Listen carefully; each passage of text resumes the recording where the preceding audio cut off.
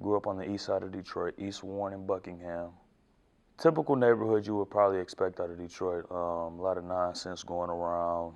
Um, my mother did a great job at preventing me from being around the kind of nonsense. I was always involved with the sport, two or three at times.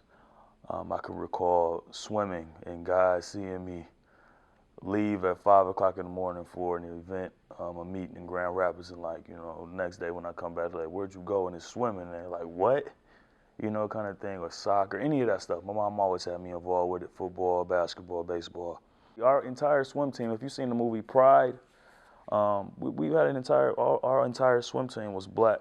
Everywhere we went, we were the only all African American team, which is cool. We were called the Eastside White Dolphins. We sent some kids to nationals and that kind of thing, but I think we were all spread across Detroit. None of us all lived in the same neighborhood. So when you get out the water, you get this big coat to put on so you can stay warm throughout the meet, getting out of the water. And me and my brother used to wear those around like coats kind of thing. I don't know, I just put it on when we get out the car to go into the house. I remember guys be like, what is that? And they have a name for them. I couldn't recall. It's been quite a while. But when we came back, I'd run in the house, change my clothes, and if they were playing basketball, I'd go outside and play basketball. I mean, looking at it now, it's cool to be able to say that I had some diversity within sport. Never went to a Detroit public school. My mom just didn't believe that was the way to go. So she, bust 3, 4, 5 jobs at a time with some help from my dad in order to put me in parochial schools. So it was tough going, to the better neighborhoods to go to school because, your friends in the classroom, they got a lunch box, you know what I'm saying? Like they lunch look better than yours kind of thing. You like, what? What kind of food your mom cook at the crib, But my mom wasn't getting home till, 9 o'clock at night from the second job she had that day. It was a rule in my school that no facial hair allowed. You would be clean shaven when you came to school. Teachers had shaving kits on their desks, several times. They wouldn't even say nothing to you. They'd pull it up, Mr. Jackson, and they'd be like, man, kind of thing. And you just went to the bathroom. And my biggest thing, if I put a razor on my face, my hair just grow a little differently, kind of thing. And that's what I think I was upset the most about. Like, y'all just don't understand me, kind of thing. But I have friends get doctor's notes saying that they couldn't put a razor on their face. And, he was 6'7", 300 pounds, so they really weren't going to say too much to him. But I'm just this little cat, 150 pounds, and I just got these dreams of playing basketball, so I'm going to do whatever you tell me to do kind of thing and call it a day. I think it was after my freshman year of high school that I started understanding like what people thought about me kind of thing.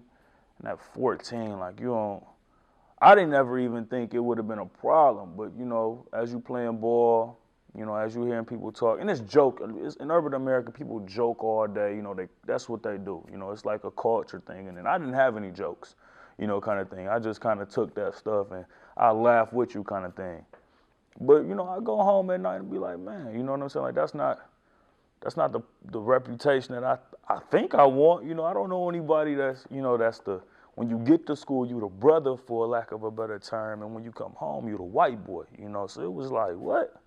So I remember going back my sophomore year to high school, and they like, what's wrong with you? Because I just had to be a thug kind of thing. Like, I had to give off that persona because I got to be comfortable where I go to sleep at night kind of thing. That was my whole thing.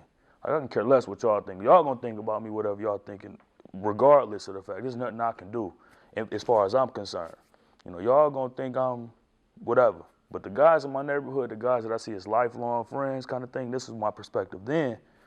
Like, those gotta be the ones that I can kick it with on a regular basis, And I think it took the neighbor across the street, his father, was one of the guys we looked up to in the neighborhood, and he was like, man, no, you in a good spot. They get down on you on the basketball tip, but you in a good spot, kind of thing. And kind of made me feel like if I could, I would send my son there, but I can't, and you take advantage of that while you out there, and you talk like you have some sense because you do. You know, when you speaking like you got some sense, when you speaking like the kids in the classroom who fathers are doctors and lawyers kind of thing, when you communicating with them, you be a fool not to take some of the words that they use and pay attention to how they're using them. As far as I'm concerned, you know, you'd be absolutely ignorant if you were paying $7,000 for an education a year, your mom working 4 jobs, and you not picking up anything, and you being completely just against it in itself, you know. So, you know, I can remember the same guys in the neighborhood we played. It was Finney High School. My junior year, I would think it might have been like quarterfinals of the state playoffs. And I'm on the court with a guy I see on a regular basis. And he was like, "You a white boy," like trying to get under my skin, you know, kind of thing. And I was like, you know, at that point in time, I had already developed my train of thought, and it was like, "Thank you for telling me, I can speak well," kind of thing. Is that kind of where I took that and went in that direction with it. You know, he didn't say too much more after that. But that comes from all of the jokes that I was able to like absorb coming from my neighborhood, and then kind of dish something out in my own way, kind of thing. Call it whatever you want to, but I was completely comfortable with where I was at that point in time.